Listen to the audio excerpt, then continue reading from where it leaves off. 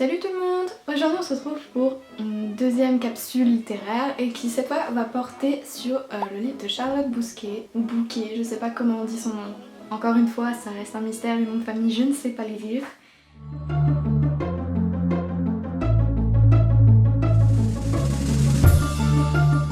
Alors pour présenter rapidement un peu ce livre, déjà il fait partie un peu du genre fantastique et surnaturel je dirais. Et donc tout au long de l'histoire, les thèmes principaux du coup c'est la peinture, l'art et notamment la place des femmes au sein de la peinture, du monde de la peinture. Donc ce roman il va raconter l'histoire de Lune qui est une jeune fille de 13 ans et qui pour une raison plutôt inconnue ne distingue pas du tout les couleurs du monde qui l'entoure. Et de ce fait, tout lui apparaît en noir et en blanc. Et malheureusement, à cause de ce problème, elle est obligée de consulter un psychologue parce que tous ses proches et l'environnement médical, je sais pas si, et les scientifiques et tout ça, les médecins, jugent que ça doit être un problème un peu de l'ordre mental. Mais tout bascule le jour où, en attendant donc son rendez-vous médical dans la salle d'attente avec sa mère, elle va remarquer une affiche mettant en avant une exposition qui va mettre du coup elle à l'honneur les femmes peintres. Et ce qui change beaucoup, et ce qui va aussi la faire mûrement réfléchir, c'est que pour une fois, cette affiche, elle arrive à en voir les couleurs. Par une espèce d'association d'idées, elle se met en tête que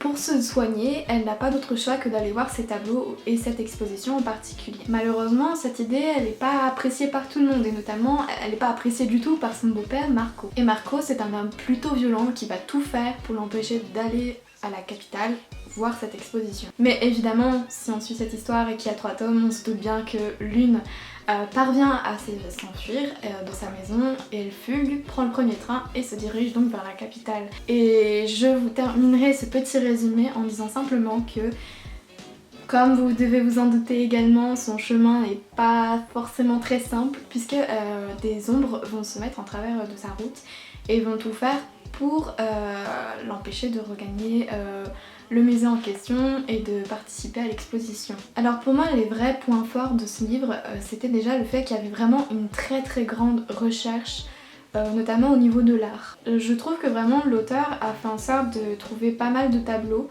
de les mettre vraiment à l'honneur dans son roman parce qu'elle en fait de très belles descriptions de manière très poétique. Elle cite de vraies œuvres et non pas des œuvres qu'elle aurait inventées. Et notamment il y avait quelque chose qui m'avait particulièrement plu, c'est qu'elle la décrivait tellement bien, elle donnait vraiment vie à ces tableaux et au point que moi une fois le livre terminé, j'avais qu'une envie, c'était d'aller me renseigner sur ces tableaux, d'en apprendre davantage sur le peintre en question, enfin sur la peintre en question et juste de voir en vrai ce que ça donnait comme tableau et tout ça. Et je trouve que justement cette capacité à switcher entre le livre et l'œuvre d'art, enfin faire cette passerelle un peu, je trouve que c'est vraiment quelque chose de très intéressant et c'était encore quelque chose que j'avais jamais expérimenté au sein de la littérature et ça m'avait particulièrement plu. Je me rappelle également que tout au long de ma lecture j'avais particulièrement aimé le personnage de Léo et donc Léo, sans trop en dévoiler, ça va être un peu le compagnon de route de Lune. Et j'avais beaucoup aimé la relation qui se tissait entre les deux au fur et à mesure que l'histoire se dessine. Sachant qu'il y a 3 tomes je crois dans cette série. Donc vraiment on a le temps de voir cette relation se construire et c'est vraiment hyper bien construit. Enfin bref, c'est une relation qui est bien construite, qui prend son temps, qui est touchante par bien des aspects et qui est réaliste aussi. Enfin, l'autre bon point du livre, je pense, c'est le style d'écriture de l'auteur. C'est un style très poétique dans ce roman.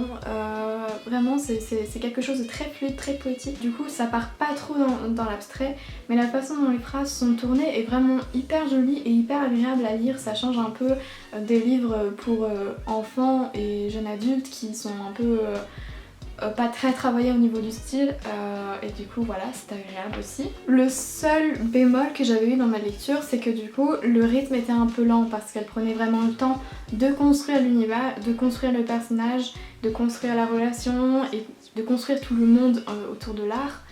Et je sais que pour certains lecteurs ça peut freiner et du coup je tenais quand même à le préciser histoire que vous soyez pas trop perturbés par ça. Et du coup de manière générale ce qui m'avait plu c'était vraiment la qualité d'écriture et l'originalité du livre parce que j'ai encore jamais lu de livre comme ça et c'était plutôt intéressant et plutôt rafraîchissant aussi. Et donc pour ces 2 raisons je pense que ce livre mérite soit de se glisser dans votre valise soit dans votre pile à lire. les deux choix sont possibles, voilà. Et donc je vais terminer cette vidéo sur ce petit mot de fin, en espérant que du coup je vous ai donné un peu envie de découvrir ce livre également, parce que vraiment j'aime beaucoup le travail fait par l'auteur, parce que j'avais lu également Arachnae, qui était, du coup là c'était plus fantasy, et je suis pas très fantasy non plus, du coup c'était très bien écrit pareil, donc vraiment je vous encourage à commencer par ce livre d'abord, comme ça fait une petite entrée dans le monde de l'auteur, et voilà. Sur ce, je vous dis à bientôt pour de prochaines vidéos, peut-être à demain pour ceux qui suivront du coup la série. Bisous!